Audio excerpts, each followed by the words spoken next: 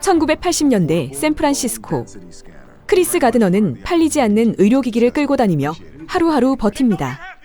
가난은 깊어지고 아내는 결국 떠나버립니다. 남은 건 어린 아들 크리스토퍼와 어떻게든 잘 키워야 한다는 아버지의 책임감뿐. 어느 날 거리에서 우연히 마주친 한 남자의 반짝이는 차. 그는 주식 중개인입니다. 학력은 필요 없고 숫자에 밝고 사교성만 있으면 된다는 말을 듣는 순간 가드너는 자신의 목표를 깨닫습니다. 하지만 현실은 더 잔혹해집니다. 무급 인턴십, 밀려드는 빚, 그리고 집세를 못 내 쫓겨나면서 크리스와 아들은 지하철 화장실에서 잠을 자거나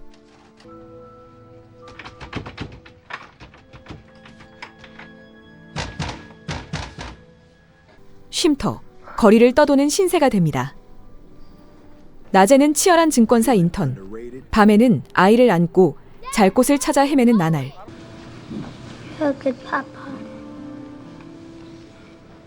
아들에게는 항상 웃음을 보여주지만 그는 누구보다 절박했습니다. 그는 남들보다 더 많은 전화를 걸고 더 빠르게 계산하며 모든 순간을 살아남기 위해 불태웠습니다. 그리고 얼마 후 인턴십 일정 막바지에 이론 시험을 치르고 있는데요. 20명 중 단 한 명만을 뽑게 됩니다. How do you feel about the graphs? Easy. I struggled with the essay question on the back. What did you write? Essay question. On the back. 그리고 마침내 인턴십의 마지막 날. 회사 대표는 크리스를 호출하는데요.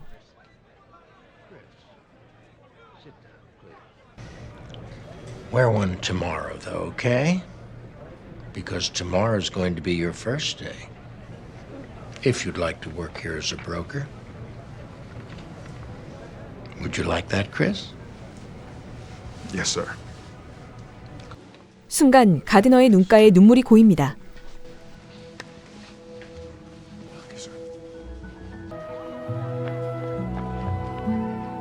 그는 깨닫습니다.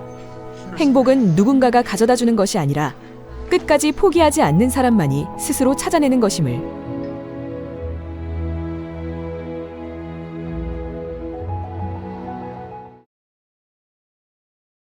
이것은 오페라 가수 폴 포츠의 이야기입니다.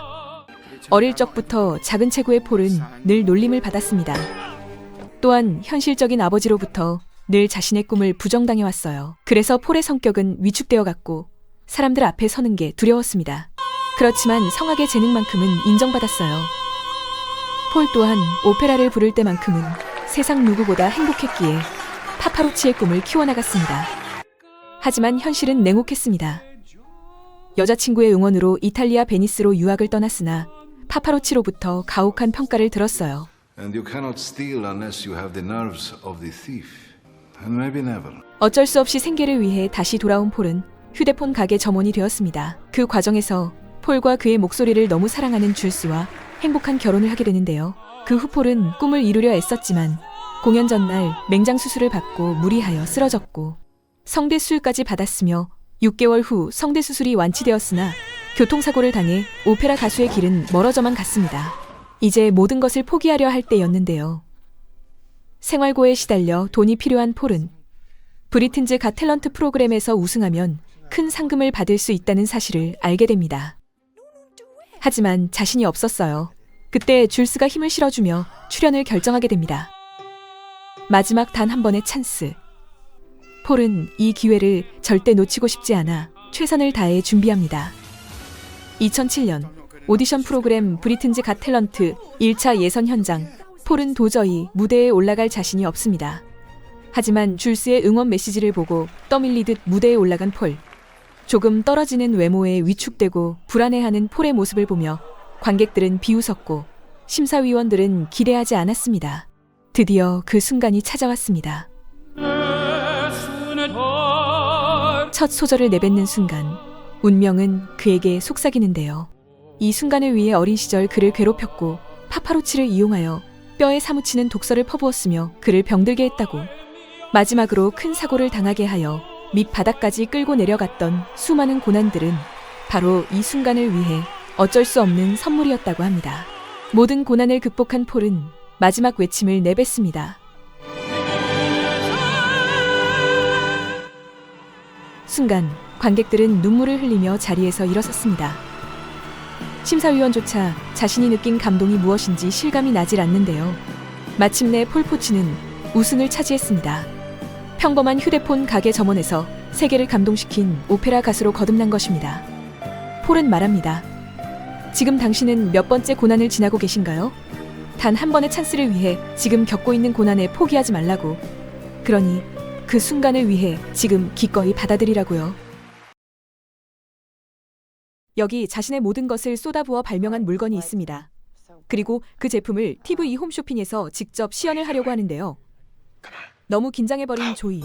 만일 여기서 실패한다면 그녀와 그녀의 가족들은 모든 것을 잃고 거리로 내몰리게 될 것입니다. 그녀는 어쩌다가 이 상황까지 오게 된 것일까요? 조이는 어릴 적부터 발명의 소질이 있었습니다. 종이로 작은 마법 같은 작품을 만들며 자신의 꿈을 이야기합니다. Where I would live and make wonderful creations for all the world to see and have. 하지만 현실은 달랐는데요. 가족들은 조이의 재능이 돈벌이에는 쓸모없는 것이라고 여겼습니다. 그래도 조이의 할머니만은 그녀의 재능을 인정하고 늘 격려해 주었어요. 성인이 된 조이는 이혼 후 두 아이를 키우며 부모와 전남편까지 얽힌 집에서 살아야 했습니다. 경제적으로도 힘들었고 집안 갈등은 끝이 없었죠. 그럼에도 불구하고 그녀는 포기하지 않고 꿋꿋이 가족을 지켰지만 점점 지쳐갔습니다. 어느 날 조이는 깨진 유리잔을 치우다 손을 다쳤는데요. 그 사건이 계기가 됩니다. 그 불편함에서 조이는 새로운 아이디어를 떠올렸거든요. 손을 대지 않고 빨 수 있는 걸레, 바로 미라클 모프의 탄생이었죠. 조이는 마법에 걸린 사람처럼 미라클 모프의 런칭을 위해 모든 것을 쏟아부었습니다. 하지만 아이디어만으로는 충분하지 않았어요. 각종 비용, 부정적인 투자자, 심지어 가족의 의심까지. 수많은 벽이 그녀 앞을 가로막았죠. 조이는 번번이 무너질 뻔했지만 포기하지 않았습니다. 전환점은 홈쇼핑 방송이었습니다. 처음에는 다른 진행자가 제품을 설명하다 처참한 실패를 하는데요. 아무도 사지 않았습니다. 그 순간 조이는 깨닫게 됩니다. 쇼 호스트가 아니라 진짜 사용자인 자신이 설명해야 한다는 것을. 절박한 그녀는 카메라 앞에 서서 직접 제품을 시연합니다. 하지만 너무 긴장한 그녀는 제대로 숨조차 쉴 수 없었는데요. 그때 그녀의 친구인 마키의 도움으로 자신감을 얻은 조이는 마침내 정신을 차립니다. 손으로 잡아 비틀고 물을 짜내며 진심을 담아 진행하게 되는데요. 이때 전화기가 불이 나듯 울리며 주문이 폭주합니다. 시연하는 동안 몇만 개가 팔려나갔죠. 정말 마법 같은 순간이었습니다. You can mop your entire kitchen with one ring. Oh my God, 29,000. This is very special. 하지만 마지막 시련이 찾아왔는데요. 가족들의 미숙한 일 처리로 파산 신청서에 사인을 하게 됩니다. 이대로 무너질 수 없는 조이는 자신이 직접 문제를 풀어나갔고 이를 해결하며 발명가에서 사업가로 거듭나게 됩니다. 이후에도 조이는 수많은 생활 발명품을 개발하였고 억대 매출을 올리는 사업가가 되어 큰 성공을 이루었습니다. 조이의 삶은 우리에게 이렇게 말합니다. 작은 불편함에서 아이디어를 찾고 실패에도 포기하지 않으며 꿈을 스스로 지키라고 말이죠. 영화 조이는 1960, 70년대 영국에서 진행된 시험관 아기 연구를 그린 실화 영화입니다. 주인공은 간호사이자 배아학자였던 진 퍼디. 그녀는 생식학자 로버트 에드워즈, 외과의사 패트릭 스텝토와 함께 세계 최초의 시험관 아기를 탄생시키기 위해 연구를 거듭했는데요. 당시 사회적 분위기는 냉담했습니다. 종교계와 언론, 심지어 의료계조차 강하게 반발했으며 연구비도 거의 끊겼습니다. Imagine the life of an abnormal child born as a result of this. Question will arise, what to do with that child? Is vital in our discipline, as you well know. Our care for our Patients is absolute, and we wouldn't. 하지만 진은 포기하지 않았습니다. 불임으로 고통받는 환자들의 절실함을 누구보다 잘 알았기 때문인데요. 자신도 아이를 가질 수 없었기 때문입니다. 간절하게 불임을 해결할 방법을 연구하던 중 위기가 찾아왔습니다. 체외 수정으로 임신한 산모들이 계속해서 유산을 했기 때문이었는데요. 몇 개월에 걸친 실험이 실패하는 시기, 진은 엄마의 건강이 매우 좋지 않다는 소식을 듣고 연구를 포기합니다. 그리고 몇 개월 후 종교적 신념으로 진의 연구를 심하게 반대하던 그녀의 엄마는 자신의 딸이 불임이라는 사실을 알게 되었는데요. 죽기 전 진에게 자식의 소중함에 대해 언급합니다. is your children. Because they're always beautiful. 엄마의 유언과 실험 실패의 해결 방법을 찾게 된 진은 로버트와 패트릭을 찾아가 다시 시험관 시술 연구를 시작하는데요. 불임을 해결해준다는 소식에 수많은 여성들이 지원하지만 그중 극소수만이 선택되는 상황에 진은 마음이 아픕니다. Women presume we can have children. Nothing can make the pain of that absence worse. 1977년 어느 날 아이를 갖기 위해 10년 동안 노력한 브라운 부부가 찾아왔고 얼마 후 체외 수정된 배아를 체내에 삽입하는 데 성공하는데요. 그 후 출산일까지 무사히 지나왔습니다. 그리고 1978년 그날 밤 드디어 세계 최초의 시험관 아기 루이즈 조이 브라운이 태어났습니다.